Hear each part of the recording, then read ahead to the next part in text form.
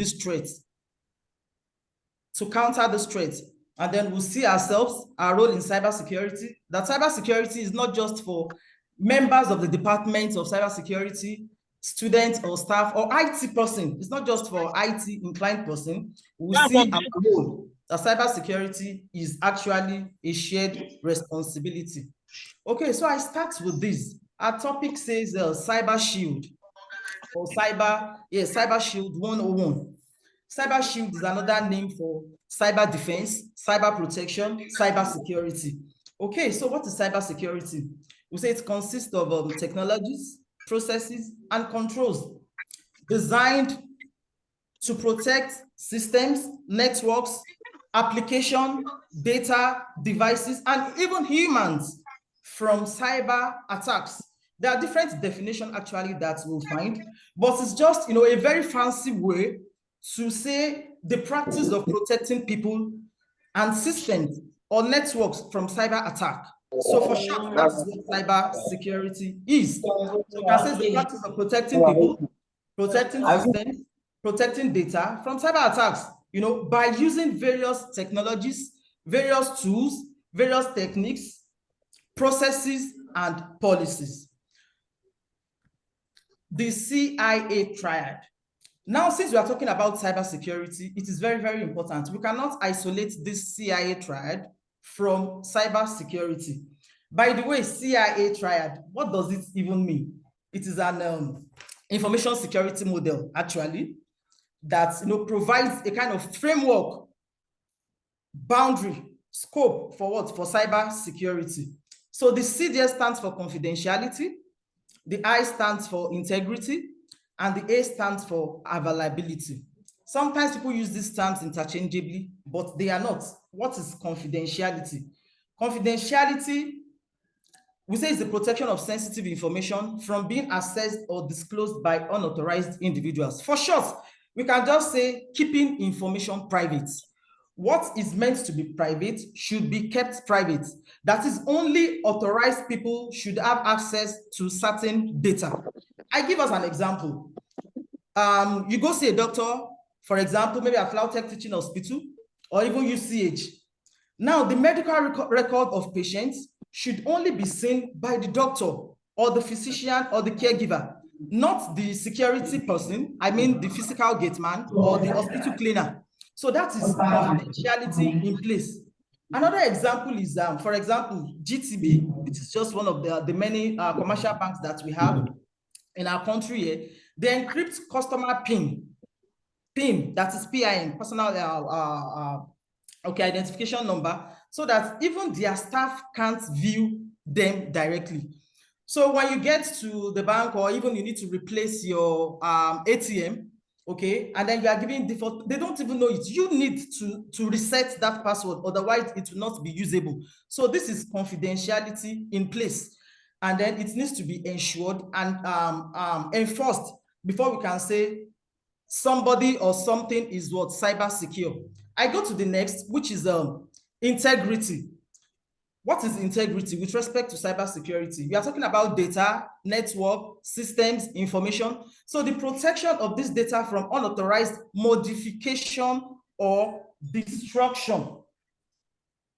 That is integrity. Ensuring that information is accurate and remains unaltered to make sure that it is trustworthy. That is when we can say the integrity is preserved. For example, now if you transfer 50,000 naira to somebody, okay, some way, integrity ensures that 50,000 naira is what is received, not 5,000 naira, not 500,000 naira. Okay, so to make sure that the information being transmitted or disseminated, it is unaltered as it's transmitted from source to destination. Or yes, from source to destination. So that is integrity. Then we also have availability, which is the third leg on which cybersecurity stands. This is the assurance of timely and reliable access to data and systems by authorized users. The underlying word is access, actually. You are accessed and then authorized users. I give us an example. For when students want to check their UTME results, okay, online, everything is done digitally now. The portal must be available for such students to check their results. If it crashes for this, it means availability is lost. Another example is most of us, we do financial transactions on our phone. Say payday now, we need to make transfers or some transactions, or you need, to do some financial transactions. If that service is not available to you as an authorized user, then we can say what? Cybersecurity is still not completely ensured. So availability ensures that information and services are accessible by authorized users when needed. So together, the CIA triad ensures trust in digital system. So we move on to why cybersecurity actually matter. Why are we on this call? Why is this webinar organized? Who are the people that need to be what? To take notes or to pay attention? Everyone, I tell us, from what we can see on my screen here, both male, female, adults, educated, anyone that has access to what? To a digital device. Who are they? It's not just for IT professionals. It is for anyone who uses a phone, a laptop, or the internet. So the same way we lock the doors of our houses without thinking twice, the same way we need to lock our digital doors as well. It is very, very important. When we step out of our vehicles, our different cars, without thinking twice too, we lock it. So the same way, our digital doors must be protected and safeguarded. The truth is, a single careless click can undo several years of trust, several years of effort and achievements. And so cybersecurity is essentially about protecting what matters most to us. And what matters to us, our identity, whether physically or digitally, our information, our sanity, our peace of mind. Okay, because our lives are deeply intertwined with technology. We study, we work, we shop, we bank, and we even socialize online. We have friends that probably we've never even met physically, we don't know where they live, and then we meet these people online. That is the convenience that comes with technology. But I want to tell us this afternoon that this convenience comes with a cost. The moment we connect, we open ourselves up to risk, to some dangers. And so it is very important that we are aware of the associated dangers or risk with technology, okay, and then the digital space. So why does it really matter to us again? Cybersecurity affects you, regardless of your department, regardless of your discipline, regardless of your status. It affects you and it affects your loved ones directly. Okay. Also, we know that daily activities rely on trusted and secure devices. These devices are ubiquitous. Everyone have at least one. Some people even have 2, 3. We have PDAs, personal digital assistants, iPads, what have you, these gadgets. So we do messaging, banking, learning, everything depends on the safety of these devices. And so that is why this webinar of today especially is important to everyone. Also, we know technology eases our life, but it exposes us to cyber threats. Cybersecurity is as necessary as locking our doors, like I said. Okay, so without wasting our time, you will agree with me that this is a call that it's applicable and relatable to everyone, especially within and around the university community. Here we have a visual representation. It's called the Global Cyber Threat Map. Actually, we can all have access to it. If you look at this little link here, threat map, if you just type threatmap.checkpoint, yeah, on your browser, on your system, it will take us to this place. I could just try it.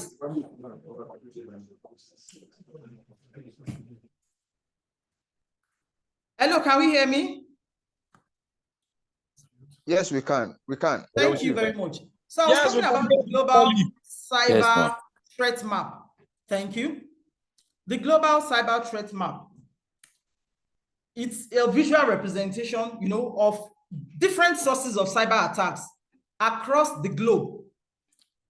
And targets, even in real time. Can we see my screen? Can you still see my screen, please? We can. Thank you. I just clicked on that URL, threatmap.checkpoint.com.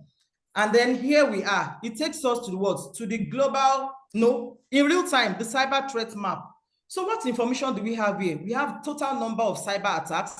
As you can see on this day, it's even changing, it's evolving as it's increasing. We have 7,068,804 or 800, you understand? That is the number of attacks currently perpetrated on this day, 21st of August, 2025. We see the top countries that are affected or that are targets. You see them here on my right-hand corner. On the list, we have top on the list, we have Ethiopia, Indonesia, Nepal, Mongolia. So we see top targeted industries or sectors. Look at education, telecommunication, government. These are the industries or sectors that have the highest rate of attacks per organization in the last day, previous day. We also see here the top malware types. Very shortly, we'll dive into different threats. We see the threat landscape. We see, malware types with the highest global impact in the last day. Mobile, hardware, okay, this hardware is the attacks perpetrated using advertisement software, malicious software in form of adverts. Okay, that is hardware. Then we also have phishing. Okay, look at the different attacks. Look at the different types of attacks changing per minute, per second. So the global cyber threat map, I said, is the visual representation of cyber attack sources and targets in real time. So it is very good. It helps to make the invisible visible. And we also know in the cyber world that we have today, because we exist in two modes, a physical mode, and then the digital mode or the virtual mode. Okay, so staying informed, whether visually or analytically or strategically, is not an option. So I proceed with the presentation. Please, you can check threatmap.checkpoint.com. That provides the map. Okay, so understanding the threat landscape. What exactly are the common threats that we face? What are we up against? What do we need to protect ourselves from? Every time we go online, we walk into a busy marketplace filled with opportunity. But not just opportunity, danger. Some dangers are obvious, okay, like scam messages, suspicious pop-ups. Some of us, maybe at one point or the other, you have received a suspecting message. It could be SMS, in form of SMS, or in form of email, especially job applicants, job seekers, or say an alert, yeah, you have a reward, a cash reward. Just click on this link. That is the scam alert. Okay, those are very obvious, while others are subtle and almost invisible. Okay, like a friendly looking email can be a trap designed to steal your information. Top on the list here, with respect to the threat landscape, is human risk. Human risk. We are not even talking about technology, techniques, processes. So if you have that kind of practice, please fix it at home. Human risk is considered a top cybersecurity threat. Why? Because it has been discovered that humans form the weakest link in any chain, even cybersecurity. So human risk is considered a very top cybersecurity threat. If we put measures in place, if we invest so much in technologies, in software, imported software, and humans still refuse to do what they are supposed to do. I tell you, all those investments in dollars, in naira, it's going to go down the drain. So that is why human is considered a very top cybersecurity threat, because the humans are the end users of this technology, of this software. So the most common human risk involved careless actions such as weak or reused passwords. I know that some of us are guilty of this, but I'm sure that after a webinar like this, we will make amends. We'll be armed with what we need to make ourselves cyber secure. So weak or reused passwords, or failing to secure even our physical devices, mishandling sensitive information. In fact, I had this First Bank app on my phone. So I just wondered, it's not business as usual. I'm not able to, access it. I first thought, okay, do I need to uninstall and reinstall? I did that. Then I paid attention to a notification. It was telling me that that particular device is not protected and so their app would not work. So this is, you know, the synergy, the partnership, the communal measures that we need to put in place. So cybersecurity is not just the responsibility of the IT people, okay, or the people in tech. It's a practice that everyone must adopt. And so poor security hygiene and insider, you know, credential thefts can also leave organizations vulnerable. All these are perpetrated by human beings. Another on the list of threats that we are faced with is phishing. Phishing remains, you know, very common. Phishing attacks continue to be effective because they are good at exploiting human psychology rather than technological vulnerabilities. Now, what is phishing? Very simple. Just the normal, you know, way, F-I-S-H for fish, the way fishermen, okay, they catch fishes in the sea. You have a hook, you have a bait. So the same thing, why phishing is very important, also why we need to pay attention as users, or as, yes, as you know, because we have digital presence, is because this particular attack cannot be perpetrated without your cooperation or without your inputs.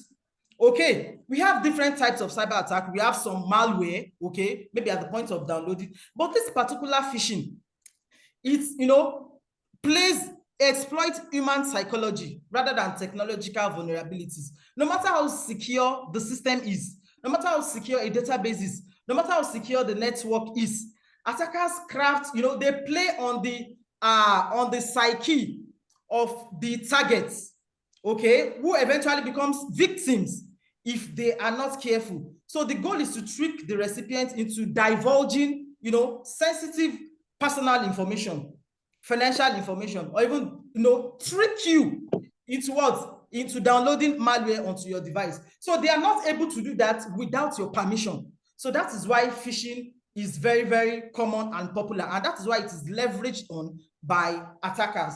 Okay, another on the list is ransomware. Just like, you know, when these bad guys, you know, physically, when they abduct or kidnap people, and then they demand money, they demand for money or something in return, which is called, what is called ransom. So the same way, ransomware attacks, you know, involve malicious software. They encrypt the victim's data. They make it unusable, inaccessible until a ransom is paid. You can imagine just opening your system, you resume at work, you understand, and then you open your personal computer or your work device, and then you are not able to gain access, and then you just see a message saying that what, you pay so and so, you understand, before you are granted access. So this is a typical example of ransomware. These attacks typically, they start with phishing emails, and then when you respond to those emails, okay, and then when some, you know, vulnerabilities have been exploited, the ransomware is installed, and then it locks all accessible data, and then the attackers demand payment for, you know, before they release or give you access back to your data, device, and information. Okay, we also have AI-powered threats. We see as technology is improving these days, using AI. AI is artificial intelligence. Cyber attackers are not reneging as well. They are, you know, AI technologies evolve at a rapid pace, enabling new forms of cyber attacks that can quickly outpace traditional security defenses. Attackers are not relenting as well. And so, so how much more? You know, it shows, it goes a long way what we need to do or put in place to defend ourselves digitally. So we should be a step ahead of the attackers if you want to be digitally secure. Then we have the dark web. What is the dark web? Very soon we'll go into different layers of the internet. I'll tell us the internet is divided into three. We have the surface web, we have the deep web, and then we have the dark web. So the dark web is that part of the internet where we have, you know, the bad actors or bad players, okay, that do all forms of, you know, shades of deals. They get people's data, okay, they hack into their devices, and then they sell all these stuff. They sell them. So it's like the evil marketplace associated with the internet. So it provides a high level of anonymity. We'll talk about that too very soon. Then we also have another threat, business email compromise. This is with respect to what? Email. It leads to significant financial losses, including stolen funds, disrupted organizations, you know, an unsuspecting employee or a member of an organization, if he just receives a kind of email thinking it's from the CEO, And understand, an unsuspecting link, it can grind the entire establishment or organization if care is not taken. We also have so many of them. We have denial of service, okay? We have man-in-the-middle attack, where data is intercepted, okay, during transmission, and then it gets into the hands of unauthorized users. Okay, so as we proceed, there are some terms or concepts that we need to establish, even though some people use them interchangeably, but they are quite different and distinct. We have assets, we have threats, we have vulnerability, and then we have risk. In cybersecurity, or okay, generally, what is an asset? An asset could be anything of value, okay? But in this context now, we are talking about data, we are talking about software, we are talking about networks, okay, information, hardware, or even our reputation. We're talking about digital dignity, our reputation online. It is very, very important. Okay, so that is what an asset is. Then what is a threat? A threat is, we said, is a potential danger that could cause harm to an asset. Now we understand what an asset is. This diagram shows the intersection between these concepts. Please, can you still hear me? Can. Okay, thank you very much. Yes, we can hear you. We can hear you, man. Okay, thank you very much. So examples of threats, you know, threat is also different from attack. Threats could be what? A thief, a bad actor, a cyber thief, a cyber attacker. It just normally, when you know somebody is a thief, I mean, even physically, that poses a threat naturally. You want to protect yourself, you want to protect your possessions or your belongings or your treasures. So even if the person has not carried out his intention, but I tell you, given the right opportunity or, you know, time or opportunity, the person will definitely unleash his intention. So examples with respect to cybersecurity of threat are malware. Malware, if it has not entered your system, is a potential threat. You understand? We have hackers. Hackers are the equivalents of thieves. Okay, then natural disasters too. If it affects our systems, then it poses a threat to your data, to your information, okay, and then to the organization. Then we also have insider threats. In fact, that is even very terrible. It's more difficult to, you know, to identify. But with all these practices, at the end of the day, one's back should not be on the floor. We should not know. We are informing ourselves, equipping ourselves with this knowledge and practices so that we don't become helpless. Then another keyword is vulnerability, because it will be used, you know, time and again. What is a vulnerability? Vulnerability with respect to cybersecurity is a weakness or a flaw, a gap that a threat can exploit or can leverage on. For example, now when we go to sleep, okay, or our various houses, our offices, even our cars, we have doors, we have windows. Okay, now going to bed or leaving your house, you left your home for work and then you left the door open. You left the door open. You have not been attacked, but attackers can leverage on that. Thieves around that have been watching, you understand? So that is what we call a vulnerability. It's a weakness that has been identified or a flaw. So examples with respect to cybersecurity: outdated software. When we fail to update our software, you know, manufacturers or producers of this software, most times, like, you know, they release versions, okay? When they have identified that there are vulnerabilities, they patch it, they beef it up, they release, you know, that's why even Microsoft Word, different office environments, software that we are using, from time to time, they get updated. Our operating systems, Windows, you know, Android, so from time to time. But when you are using outdated software, it means you are not current, and then you are vulnerable or prone or susceptible to attack. Another example of vulnerability is weak passwords. Some people in this day and age, 21st August 2025, they use 1, 2, 3, 4, 5 as password. They say so that they can remember easily, or they just use their first name. You understand, or even a lack of physical security. So all these are typical examples of vulnerability. Another term there is risk. We find it at the intersection of threats, assets, and vulnerability. Risk is just, you know, the possibility or the likelihood that a threat will exploit a vulnerability to cause harm, you know, to an asset. So it is the potential for loss or damage or disruption of business. Hope we are clear on these terms. So we can just see, you know, in a layman's understanding, we can see assets as a house. You understand? Our physical houses where we live in, okay? Then the threat, okay, as a thief, okay? Then vulnerability as leaving your doors open, leaving your windows open. And then what is the risk? The risk is that what? Your house is likely to be burgled, okay? And then you will have to part with some potential, with some treasures, okay? So I hope we are clear on this. Then we move on to the next slide. Impact of cyber attacks. I tell you, cyber attacks has impact in different, proportions, magnitude. It could result in loss of data, okay? Or if the data is manipulated, you can imagine financial records. If just zero, as simple as it sounds, is added to another digit, okay? Yeah. So that's a loss for that organization. Then operational downtime. When an institution or an organization or a company or a service is breached or attacked, of course, availability will be zero.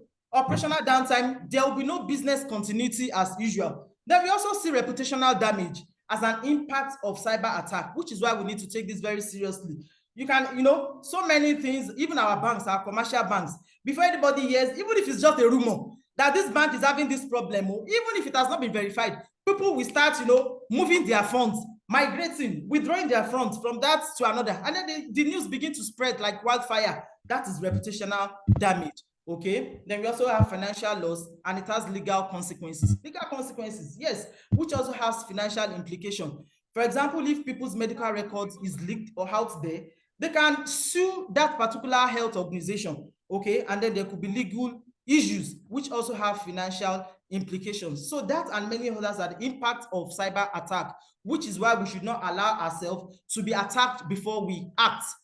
Okay, this slide here shows the global cost of cybercrime. Globally, it has been estimated or projected from 2015, and then it is predicted that in the year 2027, it will compound to read 23.84 trillion US dollars. Okay, so like if a company and establishment is down and they need to set up from scratch, all these, they have financial implications. So all this put together, a survey predicted that by the year 2027, it will accumulate into 23.84 trillion US dollars. That is the global cost of cybercrime. It means it's something that is very, very serious. Okay, so talking about the layers of the internet, I did mention before. The internet is divided into 3 layers. I said the surface web, the deep web, and the dark web.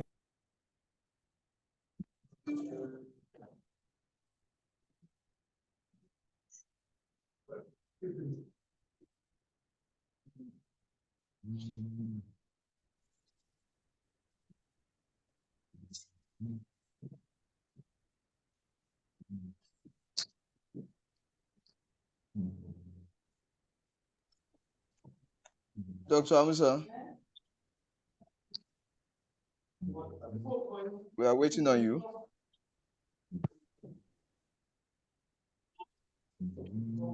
Hello, Dr. Amusan, are you there?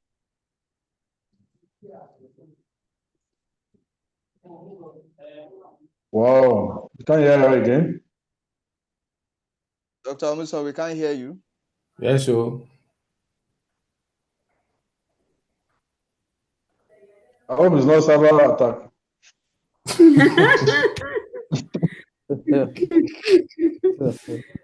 Cyber strike. Okay. Let us check for vulnerability.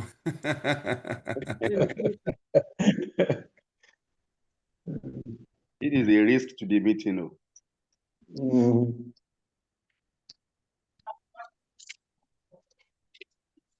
We can hear Amusan. Yes, please, sorry, it's network.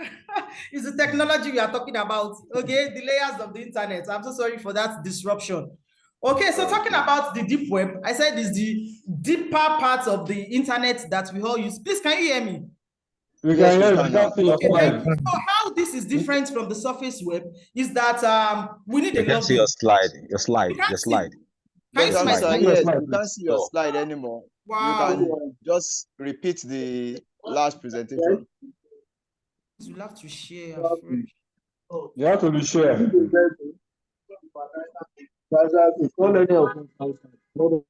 This. In different ways, I like things. Okay, please let me know if you can see my Yes, screen we Yeah, now. can see it Yes, now. perfect. We Maybe can you see just it make now. it afresh. Okay, thank The you. layers Okay, are so fresh, yes. for the deep web, we need a login, okay, or a special software to be able to access this, this layer. Like, our normal banking portals, you need some authentication before you're able to access, the information that resides there. Some subscription-based service, even email, you need to sign in, okay? Then the third layer is the dark web. The dark web is the small part of the deep web, actually, that is accessible only through specialized software. Software like Tor, Tor, actually, okay? People use it because it provides anonymity. But I tell you, that is where illegal transactions on the internet take place. That is where, your data is exchanged for money. The personally identifiable information, PII, that is where they are exchanged for money. BVN, that is where they are sold. SIM card registration, that is where they are exchanged for money.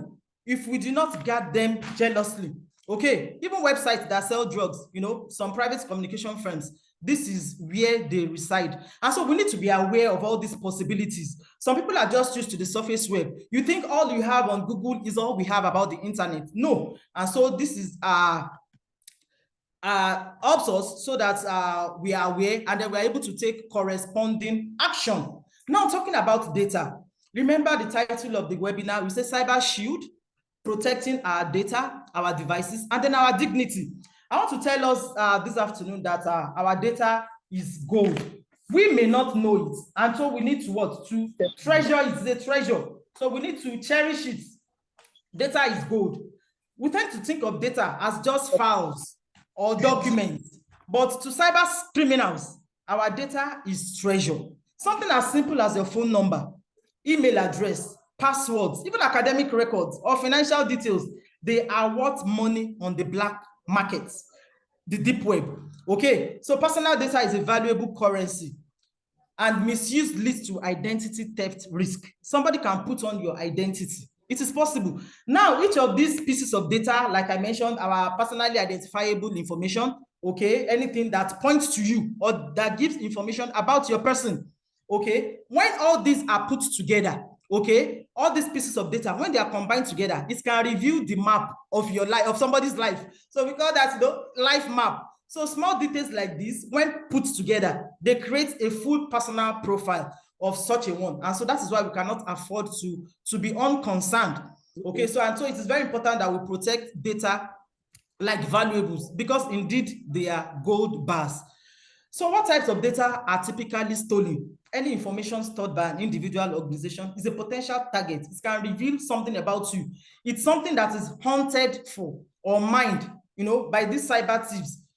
Like official records, what are examples of such information? Our NIN, our BVN, student ID card, as a passport number, student ID, financial details, your ATM card number, both the long one and the 3 digits behind, bank login, PIN.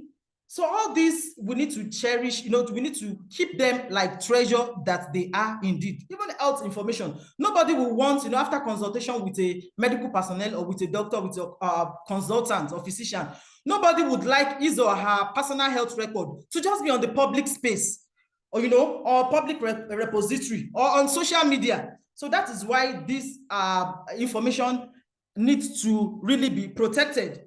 We also have digital identity, okay? Your phone number, your email, your home address. Some people just put these things out there on the internet, not knowing that they are very useful, okay, and can be leveraged on by cyber attackers to perpetrate their evil intention. There was a BVN leak sometimes in 2021. Yes, it was, very public, okay? People that were affected. Even in 2018, Facebook experienced what we call the Facebook scandal. Data was harvested by Cambridge Analytica in the year 2018, and about 87 million users were affected. So these are the issues associated with having too much information in the public space. So these are the type of data that could possibly be stolen. you understand, by cyber attackers, or who we call cyber thieves. So you can imagine your personal data as money in a vault. If you have, cash like this as displayed here in a safe or in a vault, would you like to leave the vault open? Of course, no. And you wouldn't want to tell strangers where your vault key or where the key to the safe is. No, you keep that private and confidential. Also, you don't want to scatter your money all over the streets, everywhere, on the social media, on Instagram, on Facebook. You understand? Just different social media handles like that. Unsolicited information. You would not treat your money or your cash like that. But online, many people are guilty of this. They do that exactly with their data vaults. And cyber criminals know how to collect these gold coins, pieces of information about you until they become a fortune. So very shortly, we look at what we can do to protect our data, which we now know that it is gold that can be mined. Okay. Then talking about our devices, of course, everybody now, or let me say yes, even people have more than one, more than two devices. Our devices are not just gadgets, they are also like our personal vaults that hold sensitive information about us. If someone should gain access, unauthorized access, then the person has gained access to you. So it is very important to learn to secure our devices. And it goes beyond just locking with a password. Even though here as displayed, the very first thing is what? Use strong passwords. Okay. So because those weaknesses can be what? Can be exploited. We should also avoid unsafe internet connections. And we should be mindful about what we install. Okay, so here we have use strong passwords, hard drive, okay, add a webcam cover, back up your data. In fact, this cannot be overstated. It is very important. So should anything happen, you have something to fall back to. So backup is very important for individuals, for students, for staff members, for exam officers, okay, everyone, teaching and non-teaching staff. It is very, very important. Everyone in the university community also install antivirus software. At least this gives a level of protection against some malware. Also use a privacy screen. Check your privacy settings. Some people, they don't even check privacy settings. Everything you accept, allow cookies, allow this, allow that, and then your data is secretly being collected, especially when you visit some sites.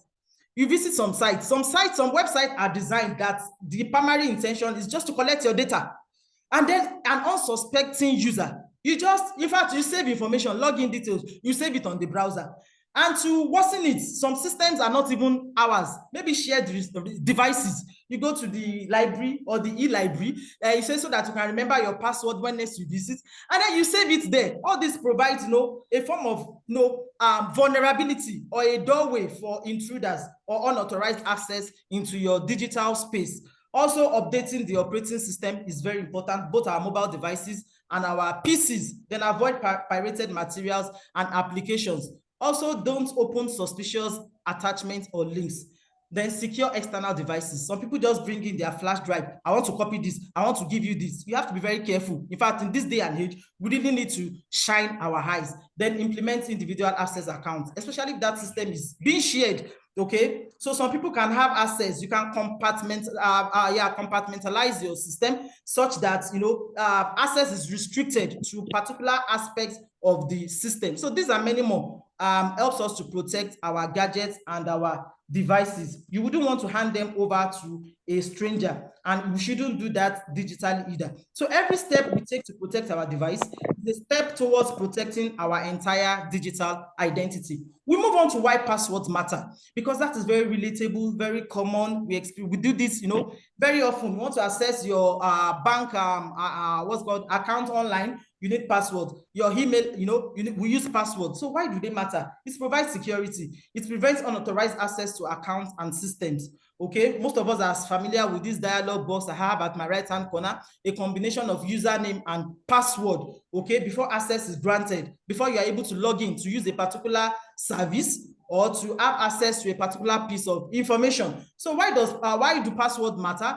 Privacy protection. It helps to safeguard personal data from cyber threats. Also, it helps to prevent identity thefts. It stops hackers from impersonating individuals online. Because when your login or access credentials in form of username and password, when it gets into the hand of these cyber thieves, then they can, that's why some people even open accounts in the name of another person. It is very possible that this is a form of identity theft. And then you say you don't know when money left your account. Somebody has access to it and has done that transaction on your behalf. So we also have financial safety, data integrity, access control. All these and many more are the reasons why passwords matter. Now we use passwords frequently or regularly. What are the things that make a strong password? Because it's a part of the measures we are talking about.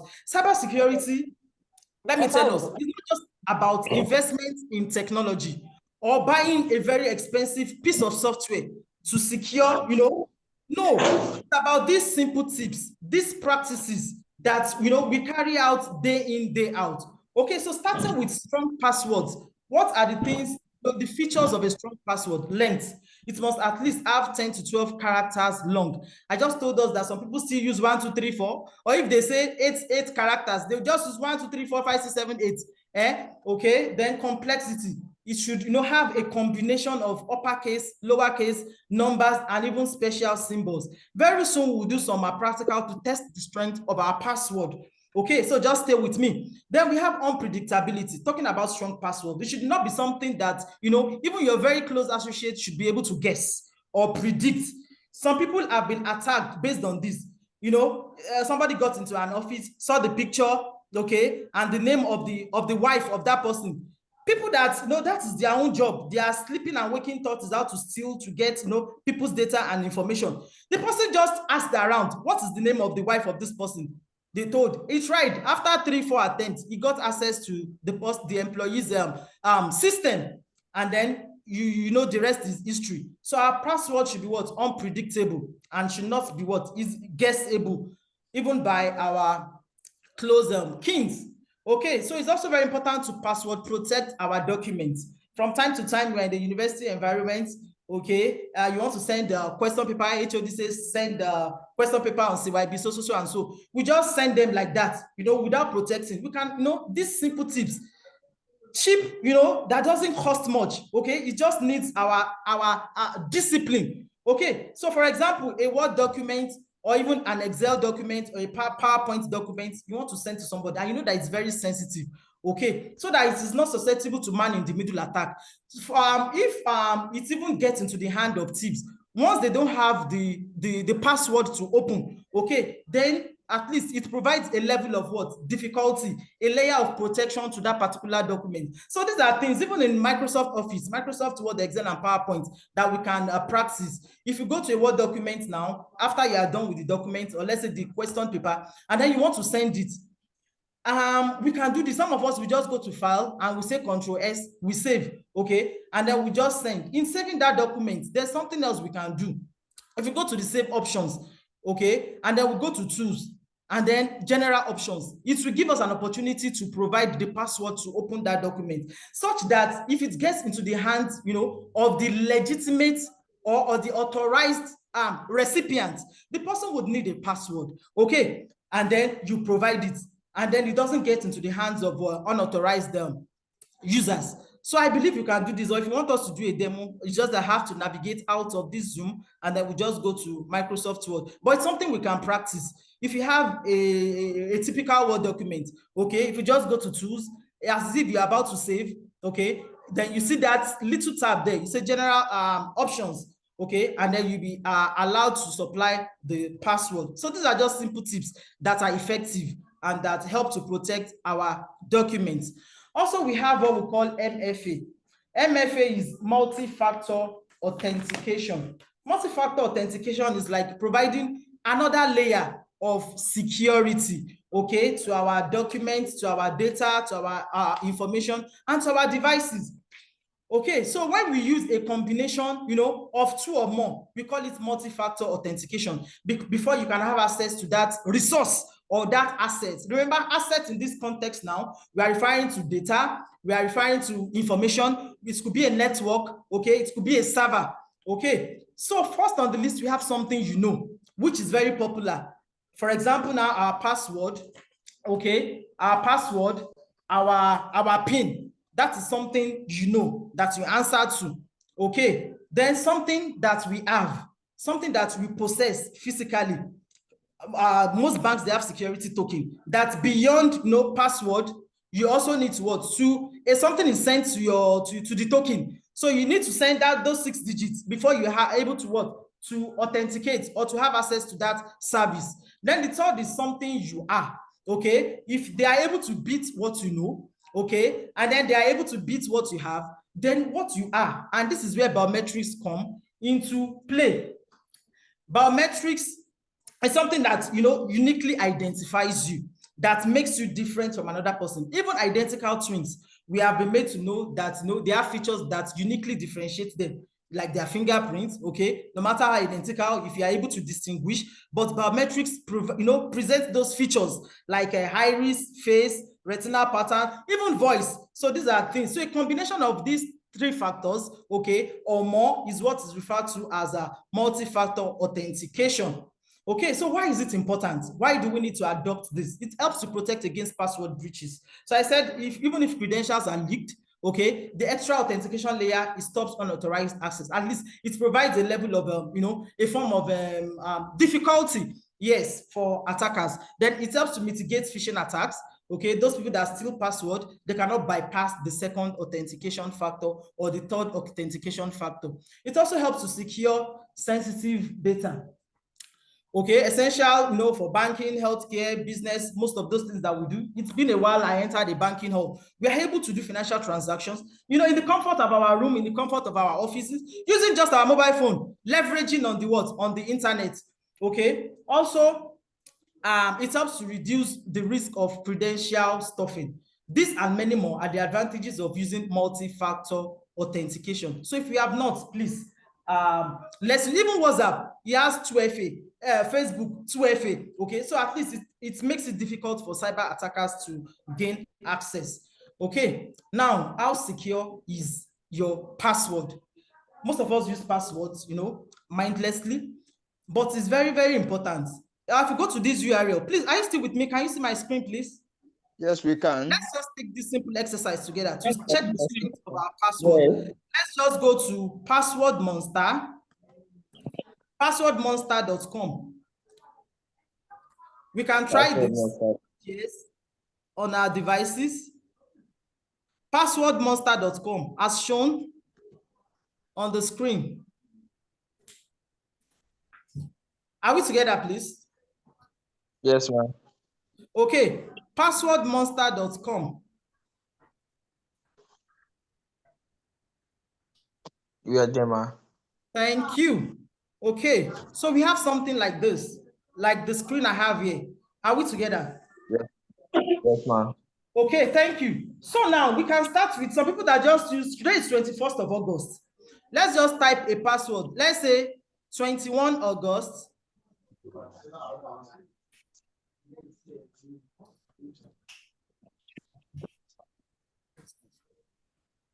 Okay, 21 August. Let me ask you to show password so that everyone can see what is being displayed. Can you see now? It says what? What is the feedback? Even though it contains 8 characters, 21 August, today is 21 August. If you use this as a password, what does this suggest, please? It says weak. And then the time needed to crack this password is just 4.44 seconds. For those that want to pass, for those that want to hack, Put body for that truck. Make you buy that truck for too much. You say what? It says very, The money I get, I go borrow you with that. Okay, that's a distraction. very weak. Okay, so if you just type 21 August, it says very weak. Okay, if you now go ahead to add some maybe special characters, as I just add this now, you see that the complexity is increasing. Something like this is still weak. Okay, let's say ampersand. Okay, this is medium, and it will need what? An attacker will need 15 hours to crack this password. Are you still with me, please? Even though it is very long, it is still not strong enough. It says, yes, an attacker would need 15 hours. Just when they sit with it, that means in a matter of time, this password can be cracked. Okay, but then let's say we now use a combination of different characters. That's That's all. this one. Yeah. Okay, something like this. It says what? 1 year. It could be more. So we cannot just type 1, 2, 3, 4 as password, or 1, 2, 3, 4, 5, 6. Let me even try that. So you see the different complexity from weak to medium. You see 1, 2, 3, 4. It is weak. It says 0 seconds. That's the very first thing. Even our pets at home, our dog self, I'm sure can guess this password. Even if you had it, no matter how long, it's now 6 digits, 7 digits, 8 digits. It's still weak. It's still weak. In fact, this is where they start weak. Some of us are just 1, 2, 3, 4, 5, 6, 7. So this is how to test the strength of our password. So if you have been using very weak password, you can test it using this resource, and then we can do better. Okay, so moving on. We have talked about data, we have talked about devices. Now talking about digital dignity. What is digital dignity emphasizes respect, recognition, and the ability to assert one's identity and data within online spaces. If somebody wants to get, to know you, once they just have access to your to your social media handle, it says something about you. So that is what we put online. What we put online about ourselves. How do you want people to perceive you?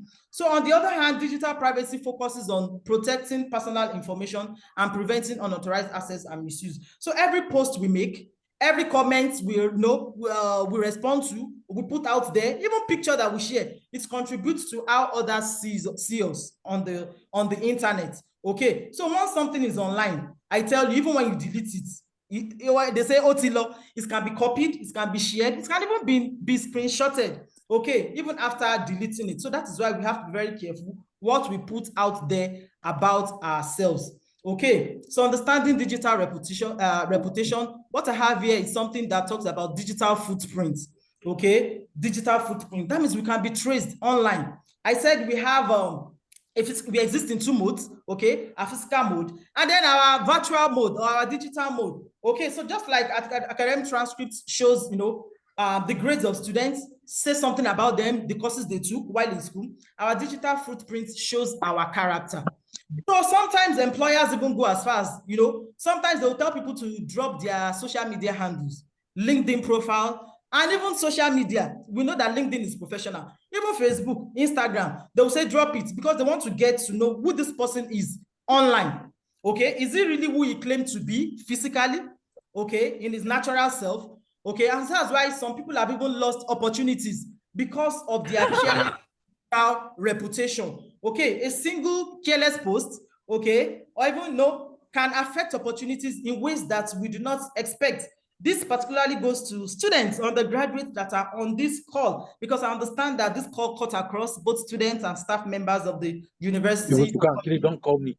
Okay, then we have cyber regulations, cyber laws. They say where there is no law, there is no offense. But I want to let us know that even in Nigeria, there's a Cybercrime Act that is in place. Okay, it was first established in 2015, but it was amended 2024. So it provides the list of different cyber crimes, okay, and their corresponding sanctions, the offenses and the consequences associated with such offenses. So people that harass people online, people that engage in cyberbullying, okay, so they go as far as harassing not just public office holders, even private individuals. This can attract legal consequences, and it went into circulation frequently. Even WhatsApp, you understand, cyberbullying is a serious criminal offense, even in our country, Nigeria.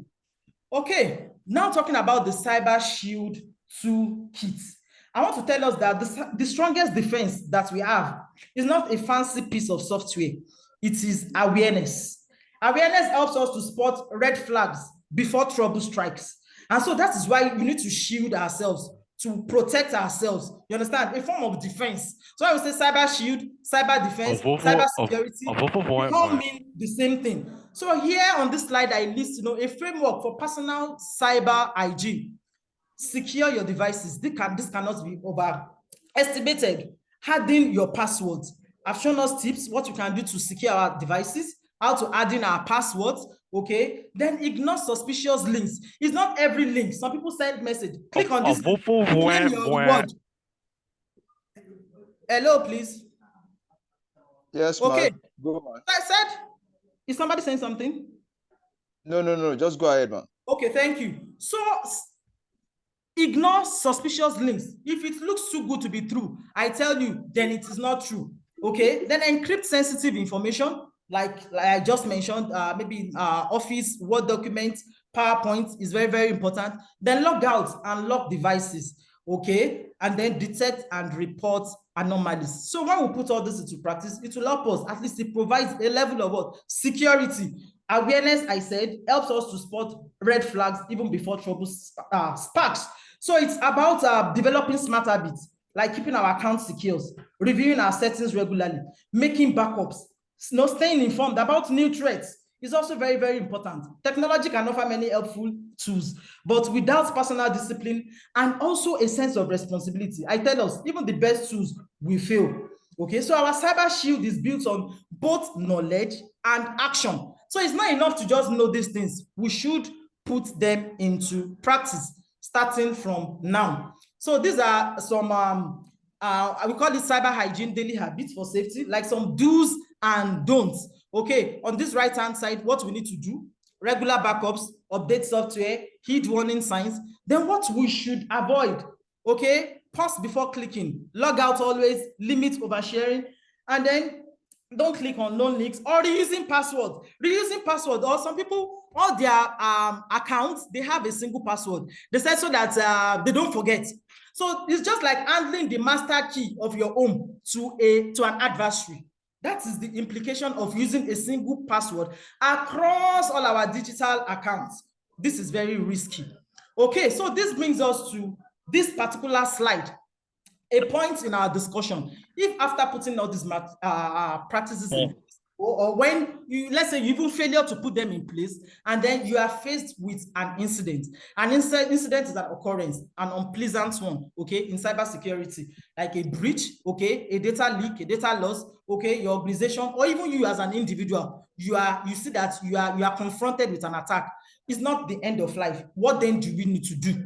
Okay, if it's a business, if it's an organization, it doesn't mean that you shut down the business, okay, pack up and go home. Of course, most of the financial organizations that we have, commercial banks, at one point or the other, they have been breached, but they are still in business today, okay, because they took some steps. Okay, so that is why it's very important, whether as an individual or an employee in any organization or institution. So we call it curative action. Okay, already there's a breach, there's an attack. Okay, then what do we need to do? The very first step is containment. Containment means, you are bleeding, but you need to stop the bleeding right away. How do you do that? You isolate the system. If it's a network, this also applies to maybe IT professionals. Okay, you are in charge, you are a system administrator. If you are able to identify the particular system or device, isolate it from others, isolate the affected system. Okay, then switch to manual operations. Disable, disconnect from the internet at that point in time. So this is what we mean by containment. Okay, and then before you know what next to do. So this we refer to as curative action 1. Okay, then curative action 2, we have assessment and forensic investigation. You need to assess, you need to check how much damage was done. Find a damage has been done. Maybe you have suffered loss of data, okay, or password has been stolen, okay, or what exactly, you need to know the scope, the extent, what was assessed, what was altered, or what was stolen. Then we have action 3, which is communication and disclosure. Most times we don't work in isolation, especially if it's an organization or an institution. Okay, it's very important that we communicate, especially somebody next in command. For example, now, God forbid, okay, we are in LAUTECH. Should there be anything with maybe our infrastructure, digital infrastructure, which is managed by the what? By the LICT. Of course, the LICT director would immediately communicate with management. Very, very important. So notify internal stakeholders on the next, line of action, and then, alert users, customers, or partners early and honestly, which some organizations do not truthfully do actually. Okay.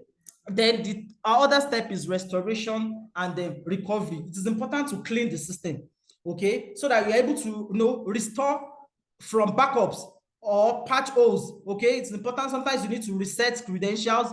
Okay, so this is what we mean by restoration and recovery.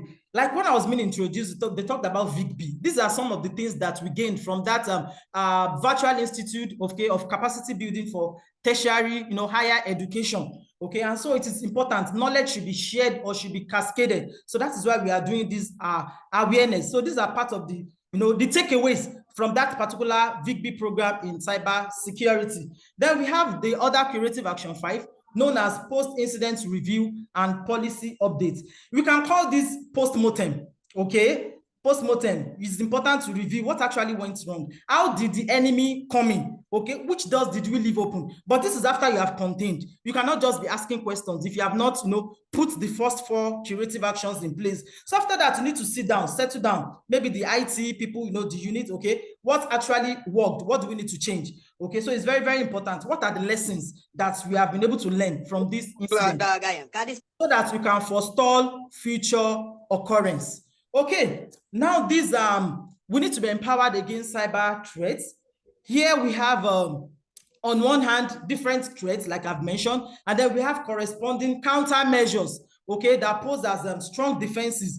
For example, we have phishing. I've told us that phishing is what? It leverages on the what? On the psychology of the victim or the target.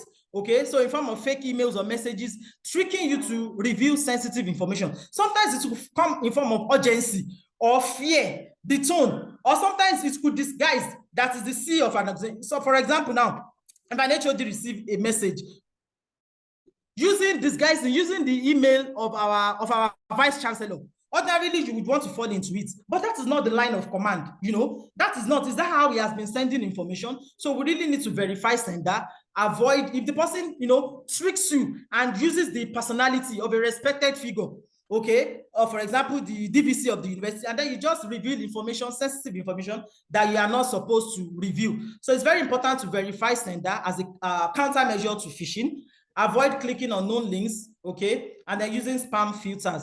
Then if it's malware, what you can do to help that, it depends on how strong your antivirus is, and that is why it's very important to install working, an updated antivirus. Then keep your software also updated. The operating system is the life of that system. The operating system is that part of the software that you cannot even see, okay? But without an operating system, I tell you, our PC are just empty cabinets or cupboards, okay? So it's very, very important to keep them updated, whether the operating system running on our mobile devices or our computers, okay? Then we also have social engineering.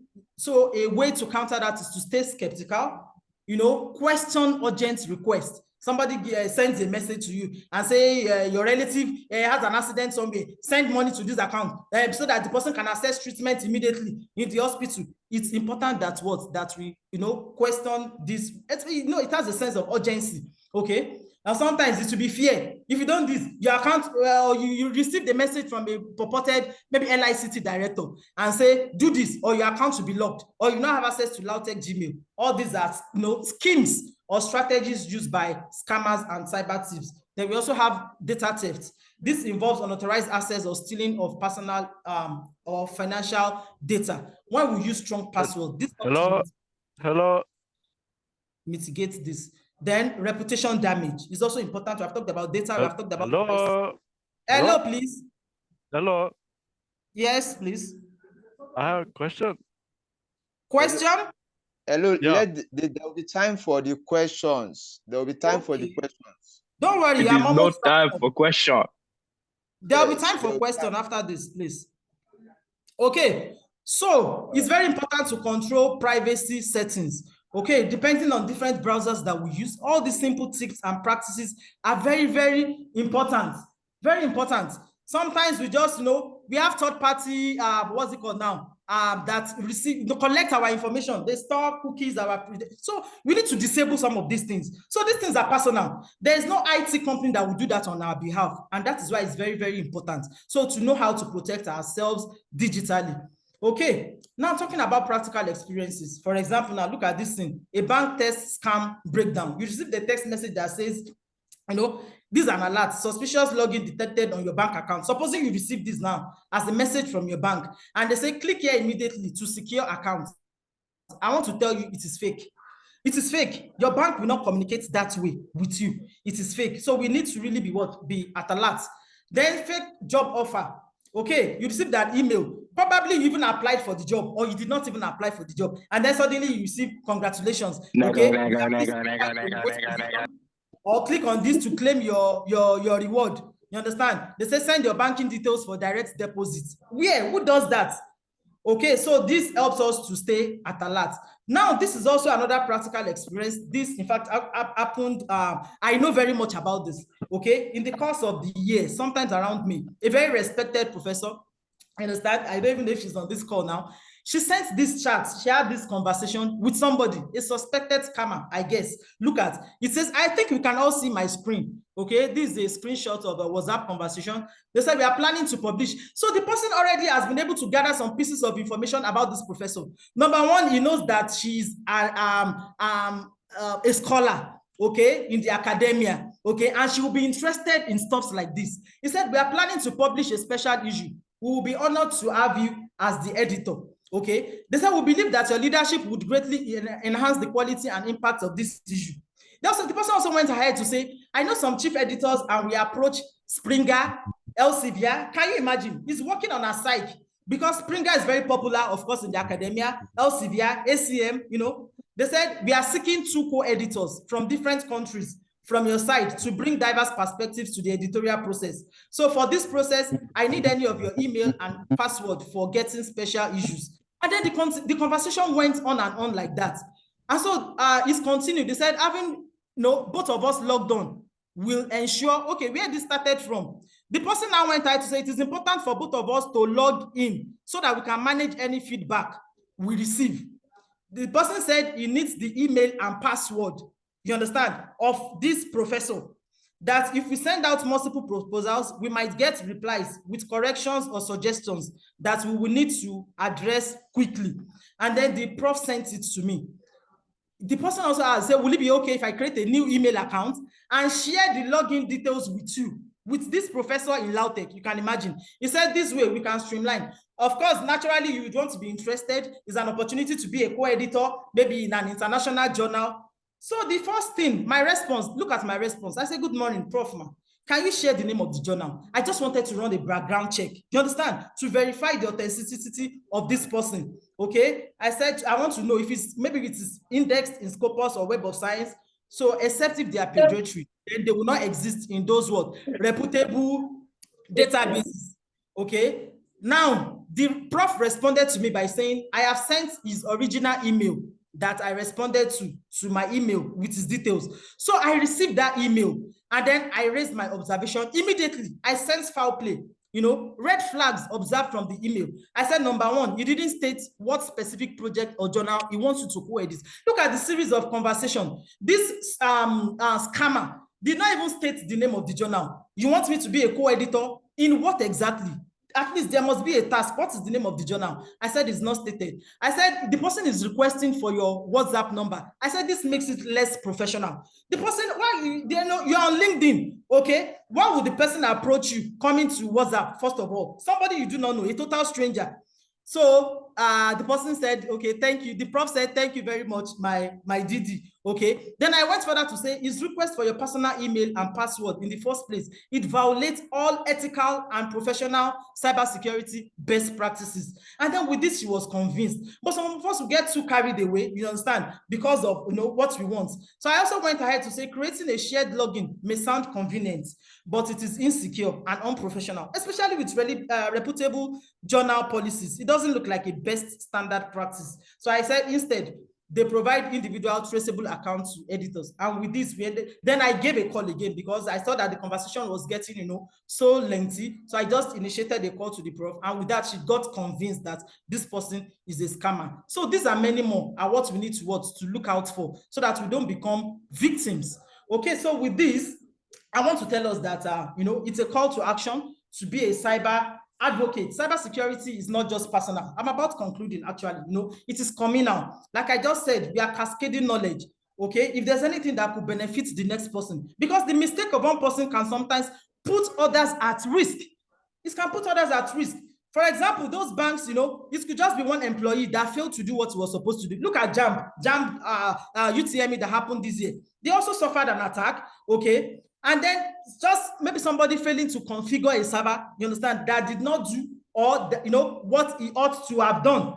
Okay, so that is why it is very important, especially in a connected environment like a university or workplace where we are. So when we share what we know and we help others to spot threats, it will help to strengthen the entire community. So being a cyber advocate means looking out for one another. It means raising awareness. It means creating a culture where safety is second nature.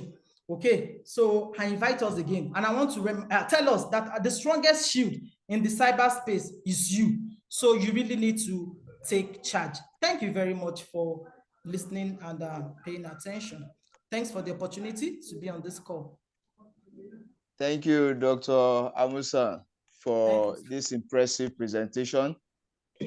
The content is so comprehensive, so deep, and the simplicity and the passion with which you have delivered it. We want to appreciate you for the lecture.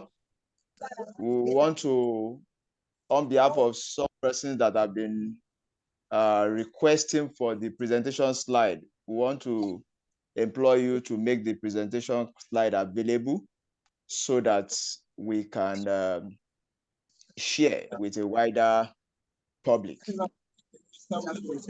Hello, Dr. Amusan. Yes, sir. Thank you so much once again. Okay, we'll quickly take some contributions. We have a lot of people in this space currently that have contributions. We know they have contributions, so we'll just take some few persons. Professor Adewale, if you are here, Professor Adepoju, Professor Akinwande, Professor Druoju, and Professor Afolabi. We would like to take contributions from you.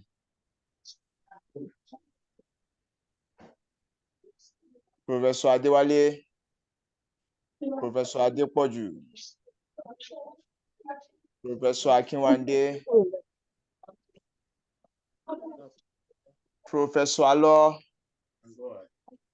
Yes, Professor Alo. His question. Contributions. We'll still come to questions. Let's take contributions first. Yes, Professor Alo. Okay.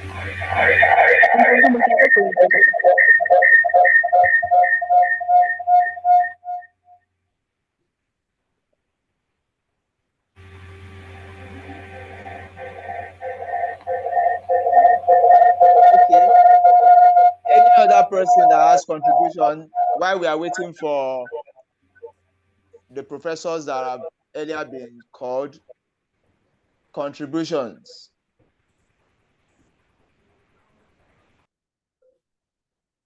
General contributions, please. Okay.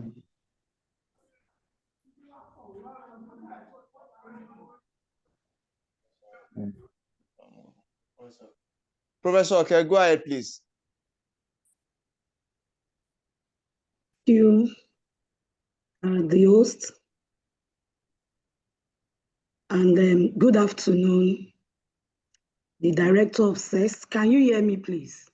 We can hear you, Professor. Okay. Good afternoon.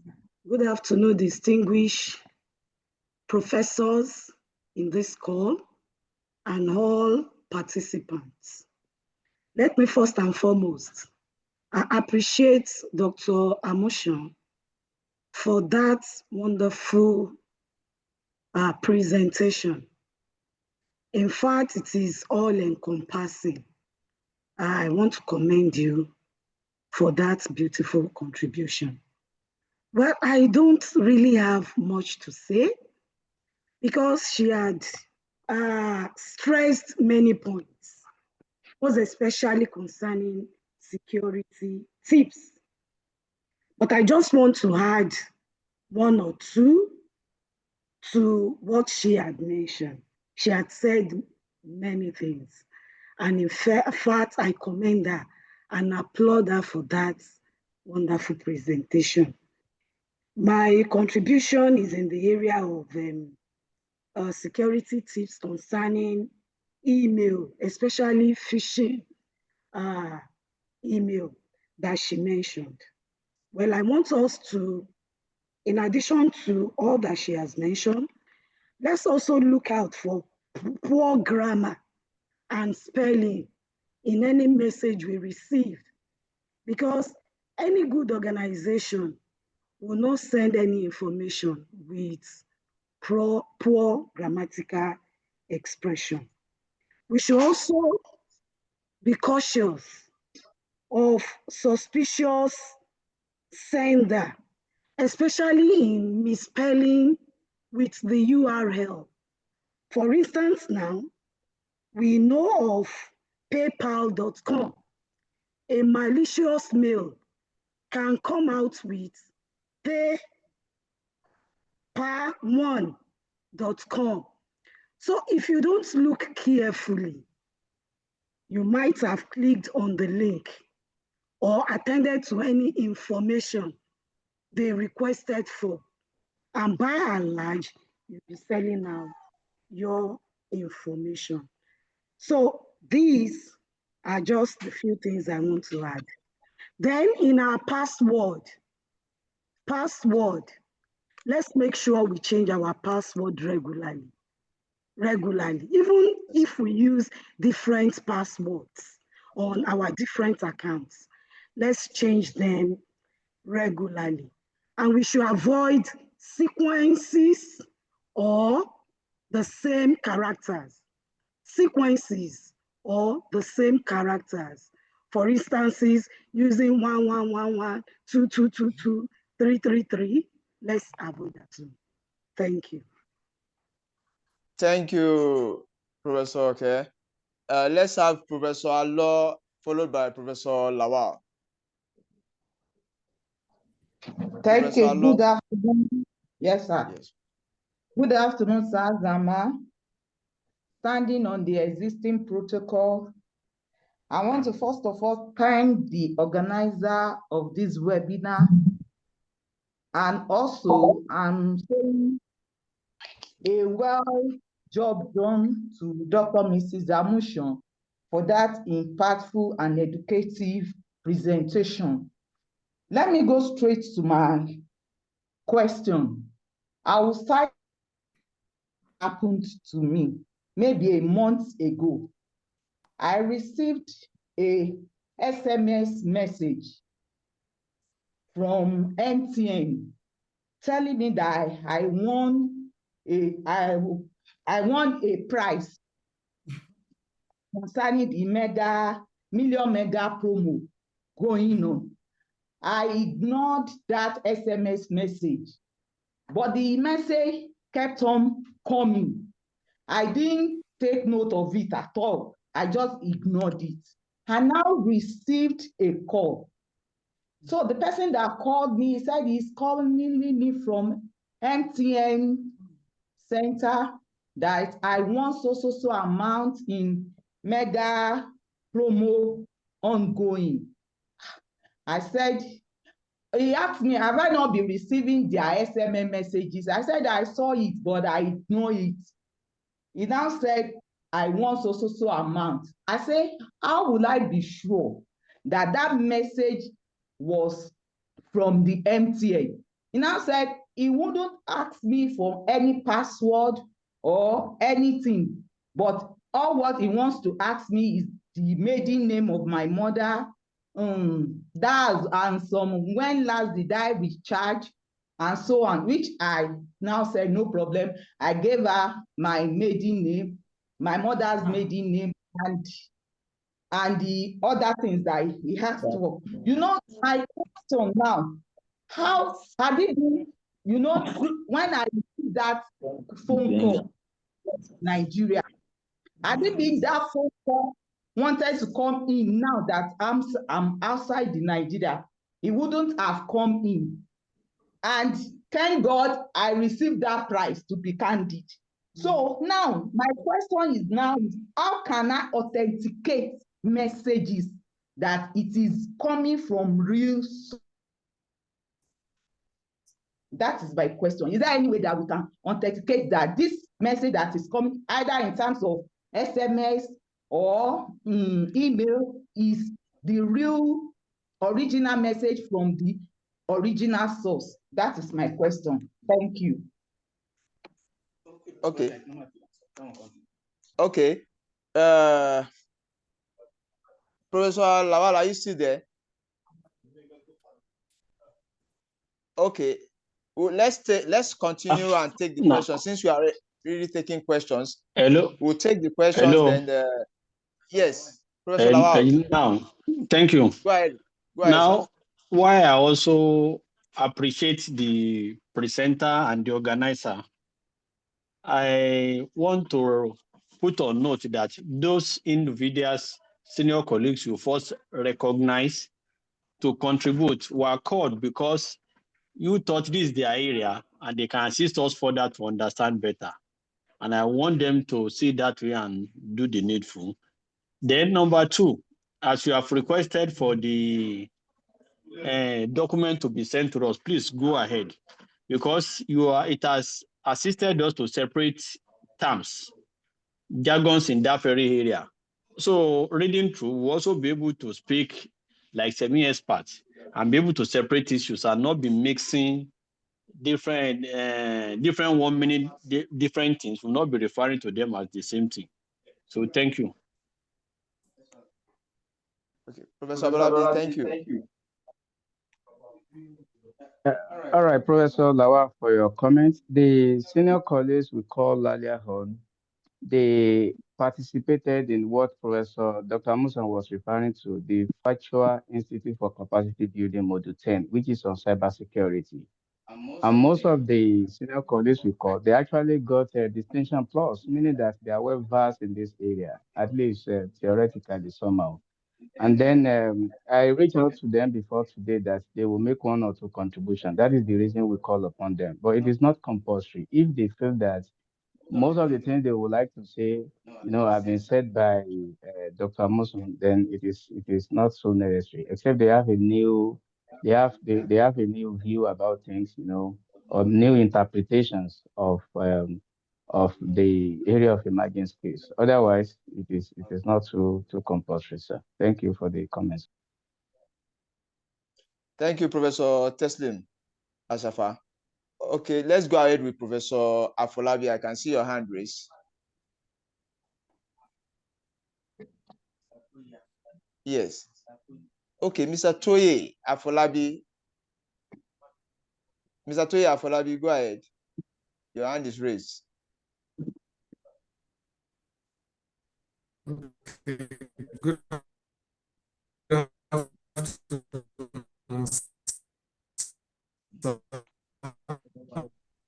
afternoon. You are not audible. Amusan. Hello, good afternoon. Hello? Yeah. Yes, good afternoon. Hello, can you hear me, please? This is Julius. Okay, go ahead, Julius.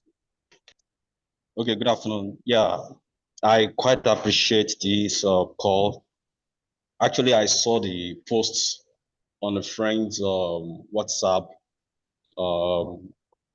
display picture. So I found it as a privilege to also join the webinar. I'm actually calling outside of the university environment from the industry. So I want to use this opportunity to really appreciate Dr. Mrs. Amusan. Actually, when I was on campus, she was a senior colleague. She was a senior colleague, so I really appreciate the input on the cybersecurity. So my little input is that the contribution to the body of knowledge is well appreciated. At the moment, I have very limited question. I do not even have any question to raise, but it's just an accolade to our own part for the presentation. It's well done, and it has added to the body of knowledge. For instance, the aspect of checking the cyber threat space is an additional knowledge to myself as a person in the real industry world, and also for the checks on the authentication and the strength of our password is quite an additional knowledge. So as it has been said, if the material is well shared to every one of us, it will be well appreciated, and it will give us more information on how to secure ourselves on the cyberspace. Thank you very much, and I appreciate all staff and standing on existing protocol. I appreciate everyone for us. Thank you very much. All right. Thank you. Thank you. Mr. Toye Afolabi. Yeah, Toye Professor Afolabi, Justice, please we go on. also like to make one contribution. Professor Justice, we also like to make contribution, please. Professor Justice, go ahead, please. All right, thank you Professor very Justice, much. go ahead, please. Yeah, I want to use this opportunity to appreciate Professor Teslim Asafa, the host of this call, and the excellent presentation by Dr. Amusan. Amusan, I'm very proud of you. She's my student.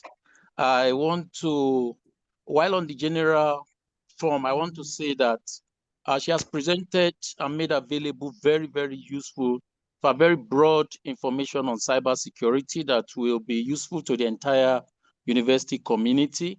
Yeah, but I would like to extend this, that the various departments and sections of the university begin to look at how, because you talked about the future of cybersecurity. Of course, every section of research and the department will be involved in this.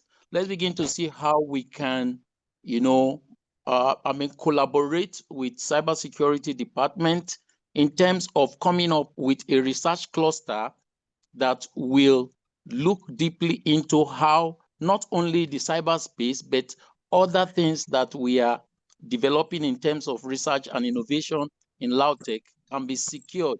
Because the world today, of course, everything is now having one thing or the other to do with cybernetics and cyberspace. So let's see how this can be broken down to, for instance, mechanical engineering, for instance, computer engineering, for instance, computer science, electrical, and all other things that we are developing in terms of research and innovation to come up with, homegrown security, algorithm security solutions that will be LAUTECH based, that can be, marketed into the global market. Once again, I want to appreciate the Department of Cybersecurity, Dr. Amusan, and all the professors there, and then Professor Teslim Asafa of the Center of Emerging. Yeah, thank you very much for this very insightful and very educative, lecture on cyber security. That's just my contribution for now. Thank you. Thank you, Professor Justice. Professor Ademola Adeyemi. Professor Ademola Adeyemi.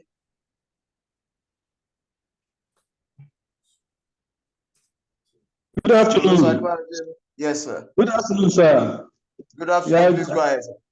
Good afternoon to all members of the university community in LAUTECH. Well, I'm not a professor. I'm simply Ademola Adeyemi, and I'm joining from the outside of the university community. Just like it was noted by one of the participants, I saw the adverts on the friend's WhatsApp, and as a person that's been saddled with final responsibility in my company, ensuring that we have what we call cyber security champions in my place of work, and I'm one of them. So I was interested, and I wanted to know what's the new thing, new thinking, new discovery that will be distilled in this program, and it has been a rewarding one.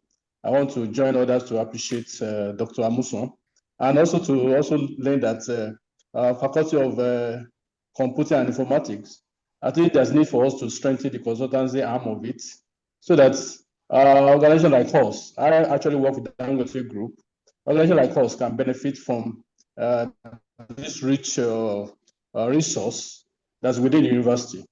So there's need to give some kind of marketing visibility to what we are doing so that it can benefit organizations like us. I want to also join to share that during the course of the lecture, she actually mentioned something about digital privacy and dignity. And right now, if you want to apply for US visa, the US embassy have said that everybody who's applying for visa now, they go to your digital history. They want to know what platform you are, what social media platform you are shooting with. So before they can grant you visa. So it's becoming a serious business. And I want to appreciate the university for creating this time. It's really a great resource for us to, and for those of us that are outside the university who we want more of this. And thank you so much for giving us the opportunity to be part of it. Yes.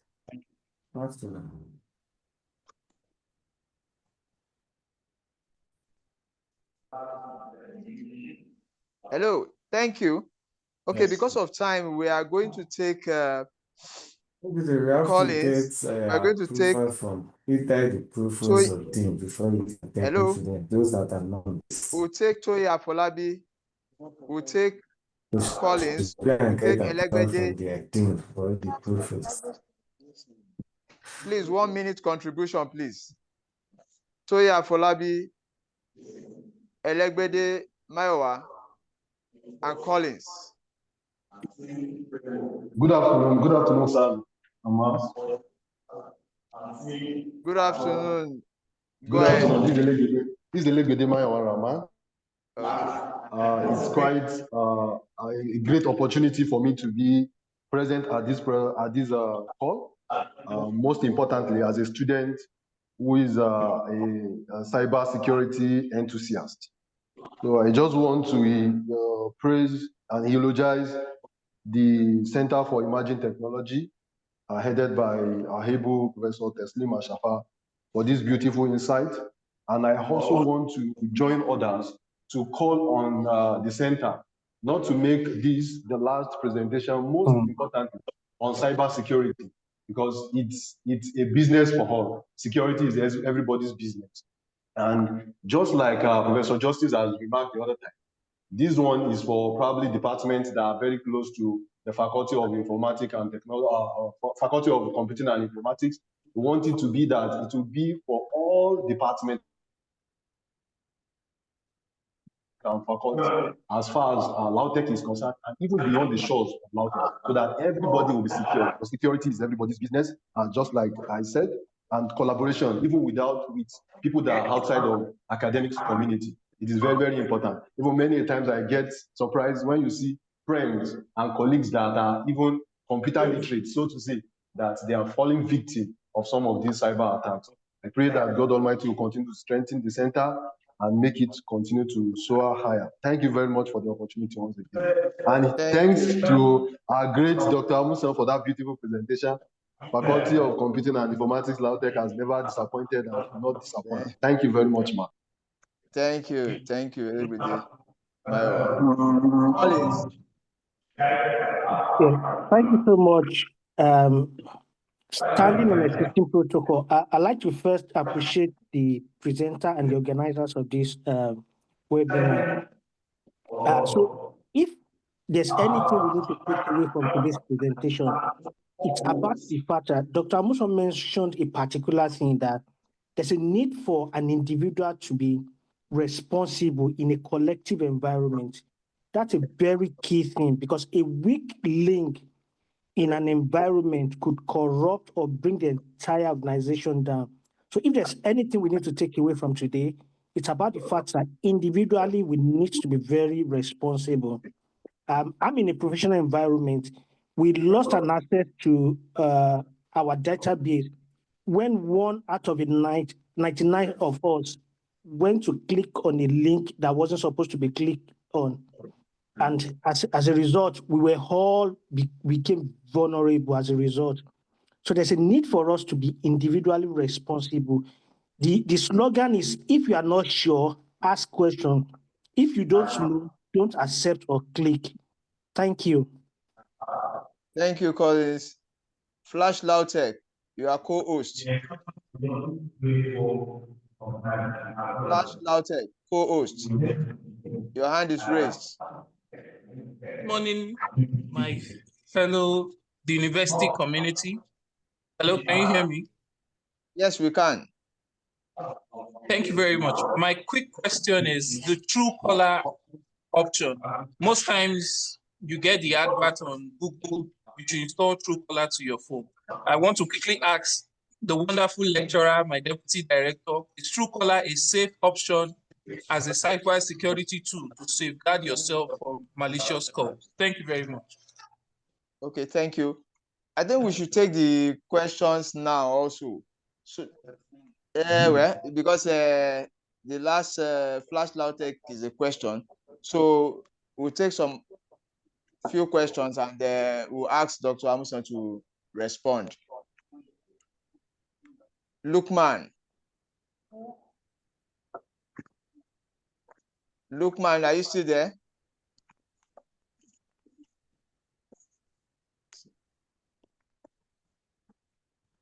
Professor Amusan? Yes, sir. Yes, sir. Dr. Amusan, please go ahead and respond.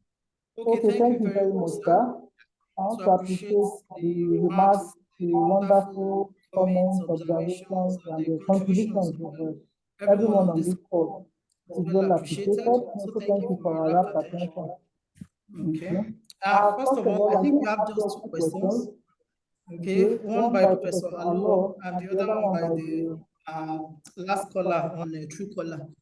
Okay. Well, when with respect to telecommunication company, okay, MTN regardless, if a mail comes in like that, it's very important, first of all, to not be too excited. You should stay calm. Okay. Now, I don't know if it's random, but usually there's a sequence. There's a way, okay, they communicate these things. First of all, is it was there a promo awareness? Is it national, global? When MTN or any communication service like that are doing any promo, it's usually publicly advertised, okay, at least to the best of my knowledge. It should be on national media or something, okay? Then another thing is we need to authenticate the source, okay? If the person that called, we don't know, did the person use the private line or official MTN line? Then we can as well go ahead to check the source. We can even request written confirmation, okay, from them. Then another thing I know is that they don't require winners to pay. Okay, so that's a red flag, if at all. You didn't mention that, but to guide others, okay, for subsequent occasion, okay, they don't require winners to pay. Once they do that, then that's a red flag. Then winners even verify their identity and redeem prices at their official MTN service center, because they do this to showcase, you know, to elevate, to boost their ego too. So it's not something that is done secretly or in private. They do this, they want to advertise themselves too, if actually they want to reward any of their customers that have been serving them faithfully. So these are, at least these will guide us. If you receive call from any telecommunication guideline, okay, this is out. So, but if you say you won the award, I don't know, maybe monetary in cash or in kind, and it's not verified, I want to tell you, it could be a quid for pro. It could be somebody giving you something smaller to get something bigger eventually. Okay, so the fact that we got the prize, I tell you, the person will still come back. He has established the level of trust already now, but we just need to be, you know, to be at alert. Okay, it could come from even bank. Somebody could, you know, say, yeah, I'm your banking officer, I'm your account officer, this and this. Why should the person be asking details? You want to give me a prize, and then you're asking for my mother's maiden name. How is that a prerequisite to redeem the prize? So it seemed too good to be true. I don't know how it ended. If you say you actually received it, it may look like it's called quid pro quo. You rub my shoulder, I rub your shoulder. I'm sure the person will be back in the soonest possible time. Okay. Then talking about collaboration. In fact, we are so open. I want to tell us, you know, because we believe collaboration will help our students, our researchers, you know, and even the industry at large. So we are definitely open to any form of a collaboration. Okay, for the person asking if Truecaller is safe, Truecaller actually has, you know, the good side. Number one, you know, caller ID. It helps, you know, even me personally, I use it. It helps to identify unknown callers and block. Sometimes I'll see that the call has been blocked already. It will tell me that a spam call was, you know, detected and it has been blocked. Okay, so then it is community powered. Okay, then it's convenient. Even if I don't have the person's number, after the first call, when I miss it, then the second time, the person's name, the identity will be will be reviewed. But it also has some concerns: privacy trade-off, of course, then data sharing, because to work well, Truecaller will collect and store contact details. In fact, sometimes it will say, do I have a name to suggest? You understand? So the name that others have used to save that caller, it should be suggested for you. That's what will pop up. Okay, so even from your phone book. So it means even your own number too might appear in their database. You understand? Of Truecaller. Okay, so all these things, they have their merits and demerits. Then data sharing too. They've had past concerns over how user data is processed. I'm talking about Truecaller too. Okay, then sometimes there could be false labeling. Sometimes legitimate numbers may get marked as spam, and sometimes scammers also can spoof. This is what we call spoofing. They are scammers, but it will appear as somebody legitimate. So in all that we are going to use, you understand, whatever technology, we should use it with caution. So that is what I have to say about Truecaller.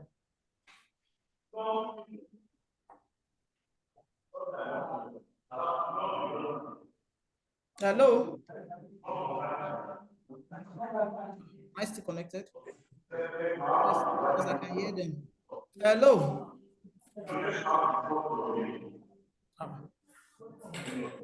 We can hear you, ma'am. Okay. Okay. Yeah, I don't know if you had my response.